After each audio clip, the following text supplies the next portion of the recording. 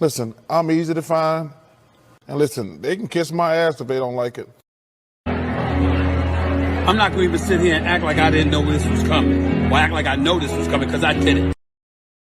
Where the hell are you? You got to be kidding me. Skip? Good Lord. Thank the good Lord.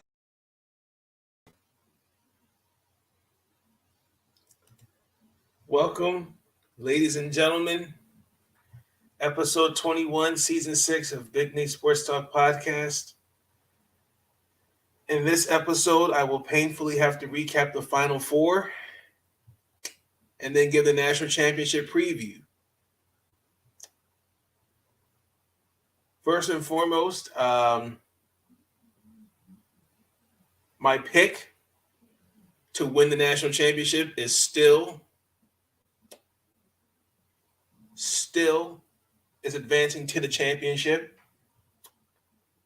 Thought I would see Coach K one more national championship appearance. But North Carolina Tar Heels had different plans. Now, if you want to crown them, then crown their ass. But they are who we thought they were, and we let them off the hook. Let's start with Kansas versus Villanova. That was a good game. Kansas is going to the national championship. Congratulations. The Jayhawks are no joke. I would have definitely said maybe Villanova in the Final Four was most likely an underdog. I didn't say, but biggest thing was their size, Kansas. That mattered to me. I think that was the point. I feel like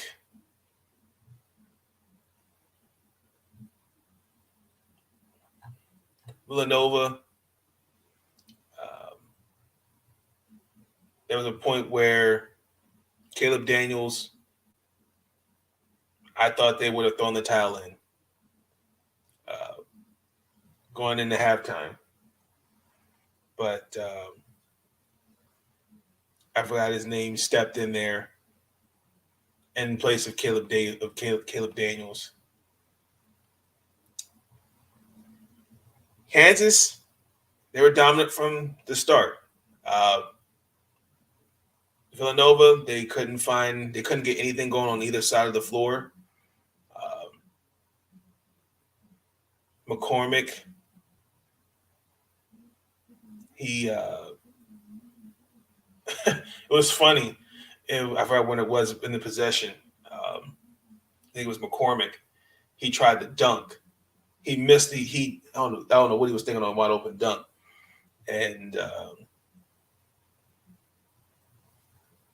they tried to, they couldn't stop the bleeding. Let me just say it like that. Chai Obaji, he led the way. Dijon Harris, he played some great defense.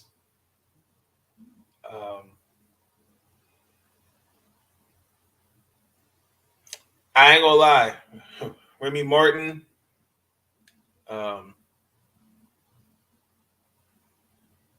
didn't see it. Didn't see it at all. Going into halftime, they were down 11 points. I will say this. They one thing I was kind of curious to see with Villanova, could they stay out of foul trouble? And they did that.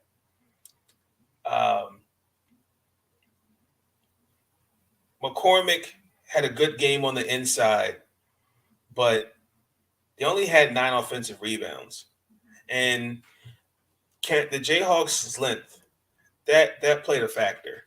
This was legitimately 2018 all over again. I mean, this was an ass kicking that was waiting to happen.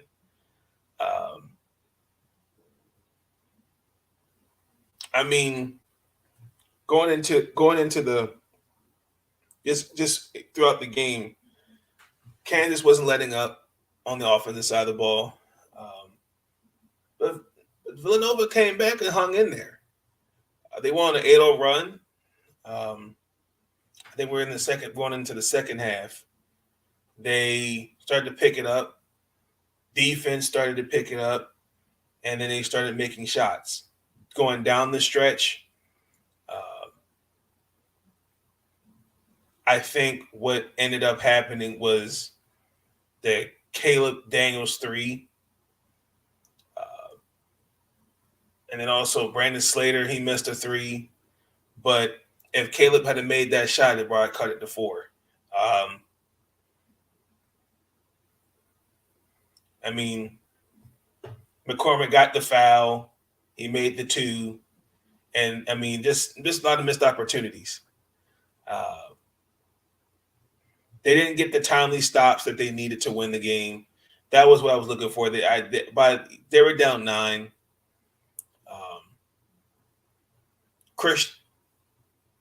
Christian Brown, he had a good game, but Kansas wasn't looking back. They're on the mission to win the national championship. This is a well balanced offense. Nothing, you can't take anything away from the Jayhawks. Shout out to them. From the jump. Again,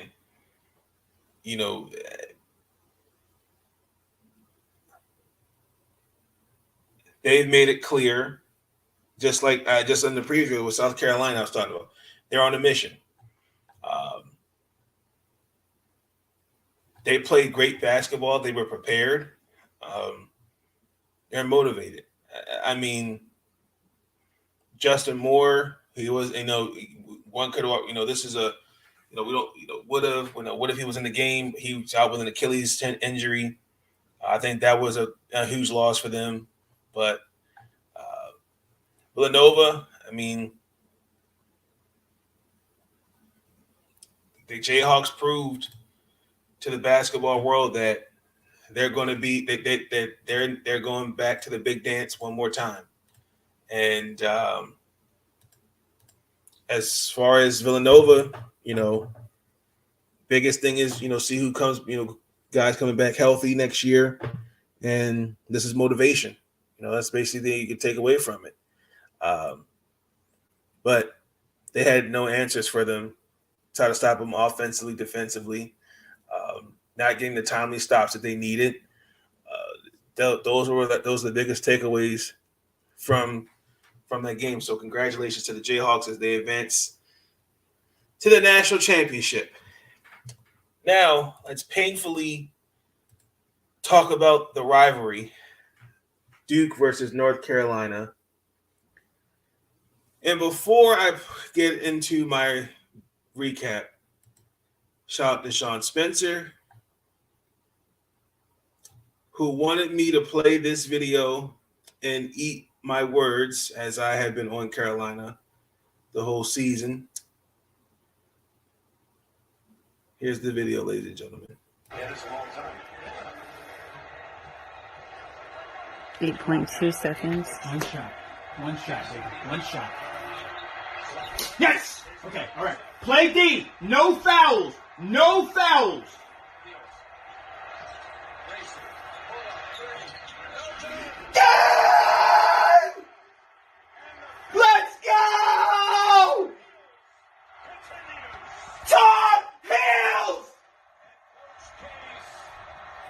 You went down. Let's go!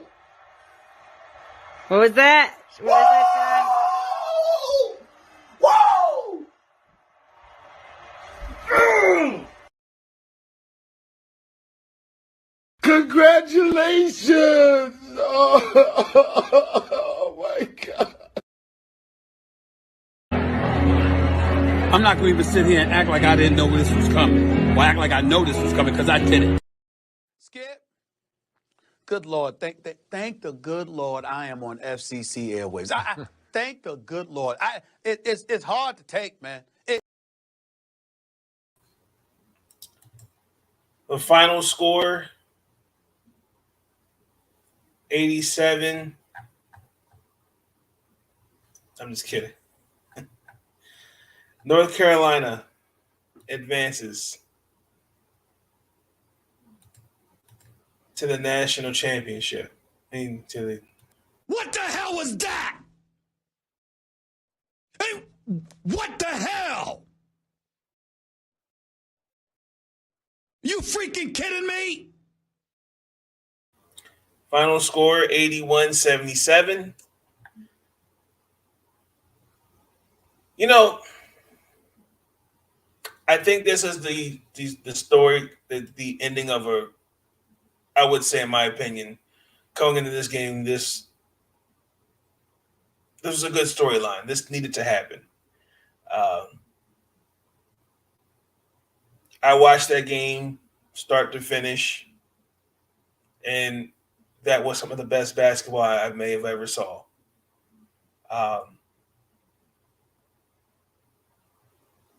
I will be honest, the game did start off, guys were feeling each other out. Both sides were feeling each other out. I know neither side looked comfortable. The tempo, the pace was a snail's pace. Started getting some foul trouble. Mark Williams, for example. RJ Davis, got to give him some love. He kind of set the tone for the offense.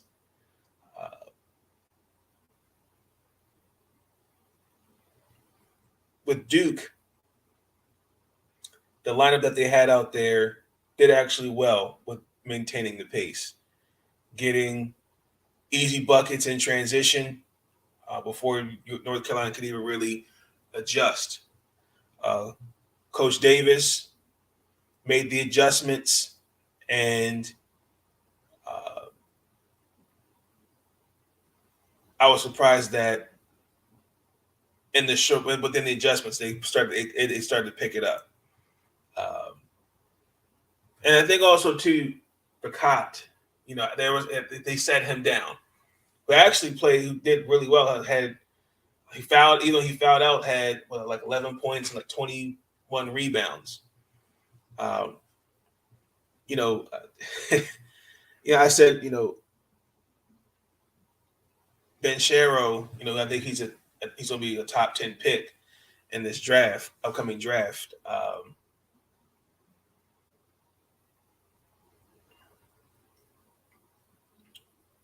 He did well going into that first half, going into halftime. Hit a array of threes, and I think the scoring going to halftime was 34-28. I'm thinking like, okay, comfortable lead, not bad. Not comfortable with a lead that small, but that's okay. I thought the game started to kind of slip away. At one point, they were up 41-34, if I remember correctly. And next thing I noticed, they were on 11. The Tar Heels were on an 11-0 scoring run. And Trevor Keels, I got to give him a shout out.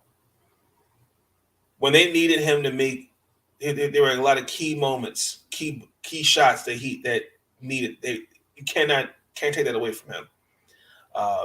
He made key buckets to keep Duke in that game. Even though the Tar Heels were like in NASCAR on this, ready to pass them. I will say this: the game became more of a back and forth. No one could really get a lead. I will say the one thing that hurt Duke the most was the foul trouble, which to me, I think that was one of the keys to, I think, was one of the factors in them losing the game. I also think, too, Duke should have continued to play small, because I definitely felt like that was the key to winning the game. Because at one point they were down 5 and they were down 1. And the game, it just felt like in the last 6 minutes of the game, they were just trading buckets back and forth. Keels hit he gave Duke a 1-point lead, and then Manic hit one to take it 73-71. Moore, he had a key bucket all within 47 seconds. And that was pretty much the game. Caleb Love was the ultimate one who put the knife. Who put the dagger in the game.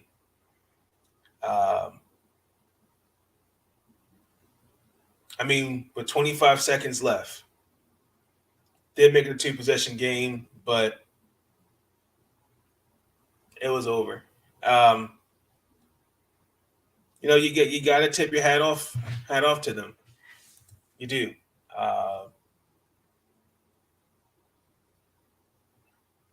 It's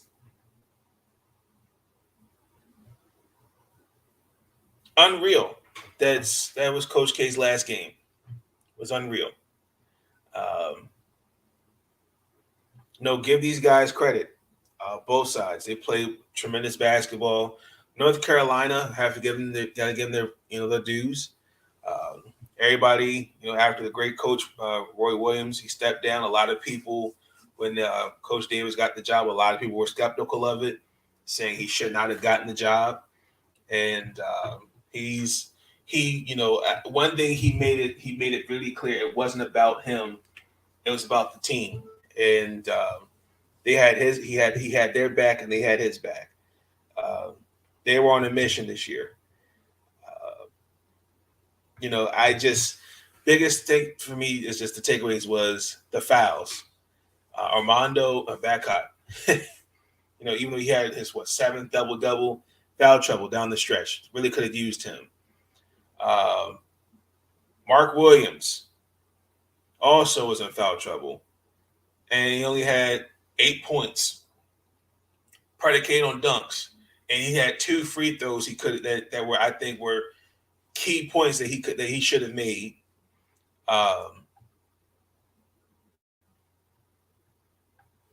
Again, this is probably one of the best. That was one of the best games I ever saw, and congratulations to the North Carolina Tar Heels. So when are we going to say something about it? You know what? I'm going to walk away. I'll be right back, because I'm scared I'm going to say something that might get me in trouble, because I'm pissed.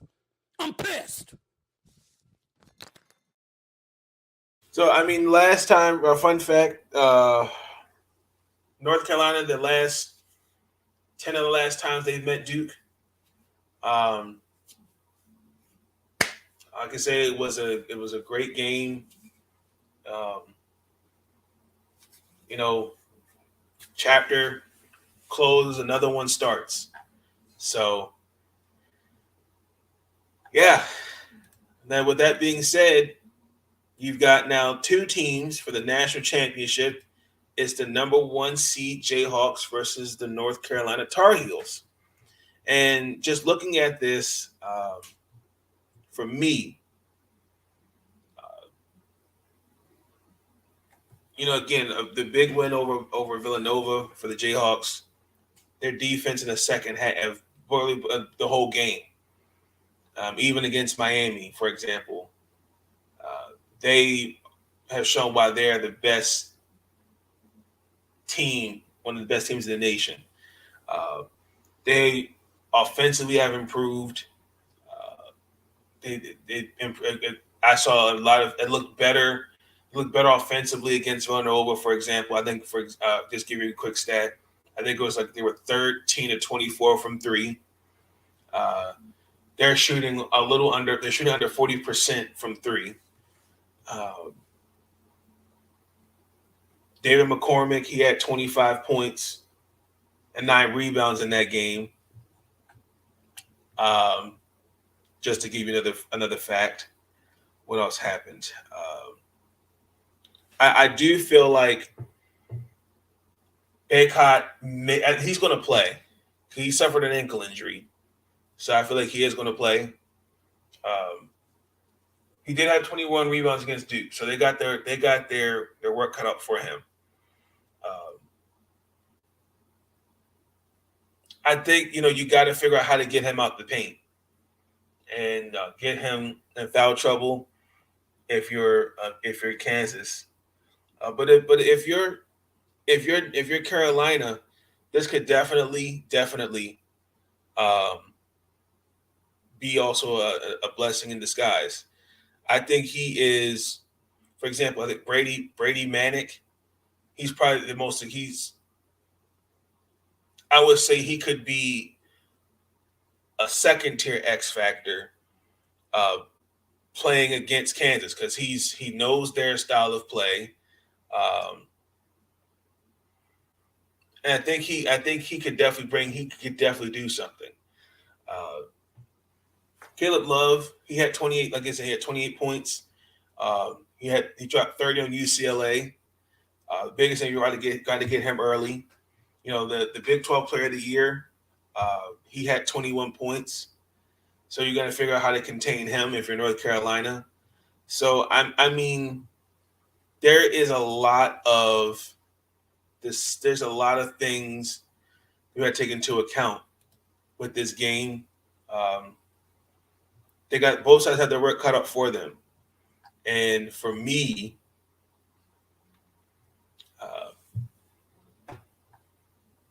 I do think if you're North Carolina, you're an 8th seed, and to get this far, like I said, that's determination. You look at Kansas, like a Ochia Abaja.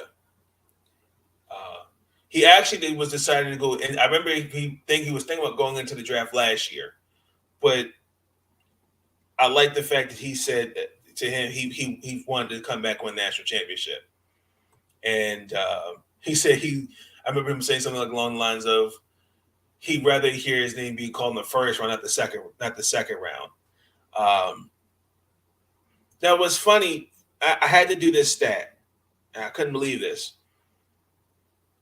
All the top 8 scorers for Kansas, they have played combined 973 games together.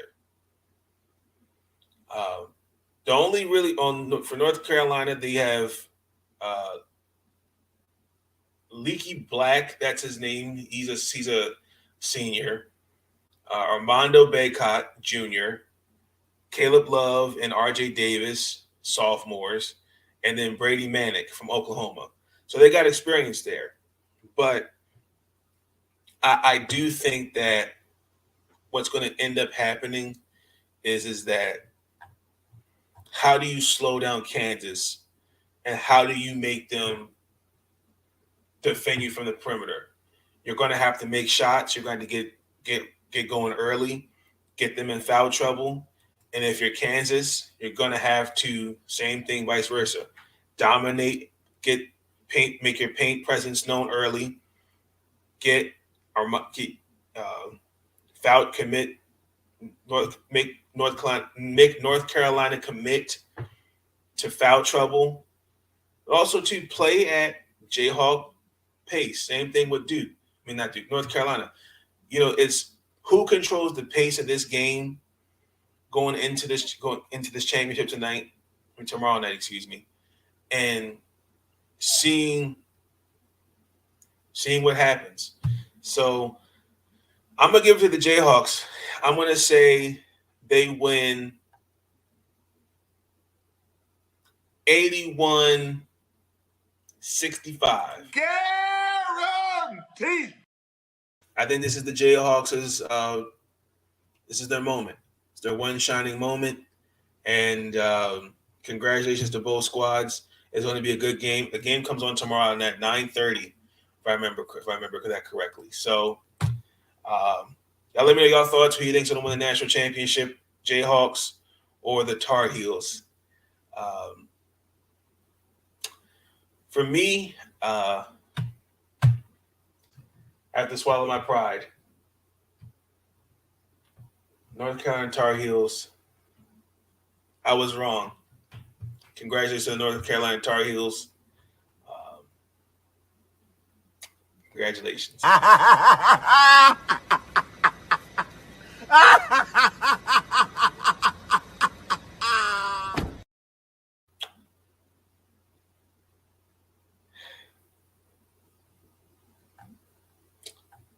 Y'all take it easy. I'm out. Peace. Stay up.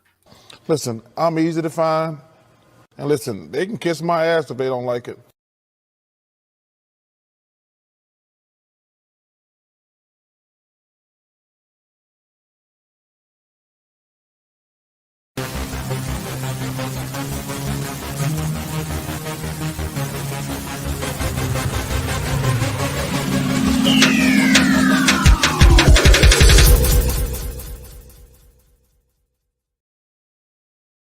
Skip. Good Lord, thank the good Lord I am on FCC airwaves. I thank the good Lord. It's hard to take, man. It's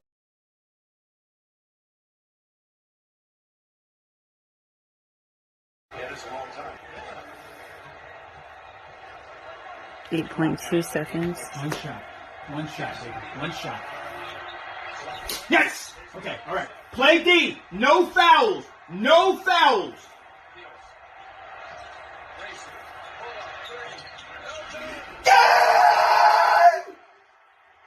Let's go! Tar Heels! It went down! Let's go! What was that? What was that?